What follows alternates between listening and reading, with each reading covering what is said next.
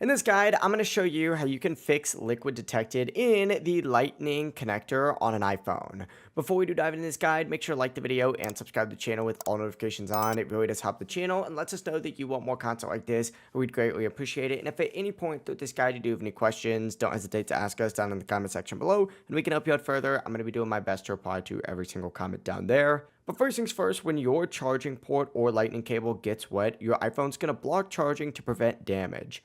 You can see two different options. You can dismiss this, which is going to remove that alert, but it's still not going to charge. Or you can do an emergency override, which is going to force charging, but it can permanently damage your iPhone. I recommend only using emergency override if it is absolutely necessary. But what you should do is begin by disconnecting everything. So unplug your charger and remove accessories immediately and let your iPhone air dry. Apple does recommend placing the phone in a dry area with airflow for up to 24 hours. But whatever you do, do not blow into that port. Do not use a hair dryer or a heater. Do not insert cotton swabs or objects, and definitely do not put your iPhone in rice. It can actually create more issues. If it's your lightning cable that's the issue, go ahead and use a towel to wipe water between the pins. Sometimes only the cable is wet. I recommend trying a different one if you can, but on top of that, you can try these additional fixes. Using wireless charging bypasses that lightning port completely if your model does support it. You can also clean that charging port.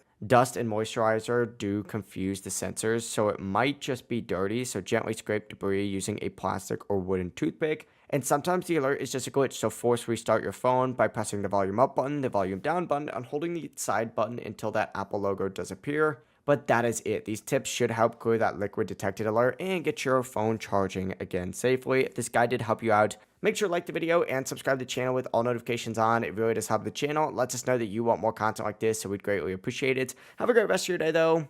Peace.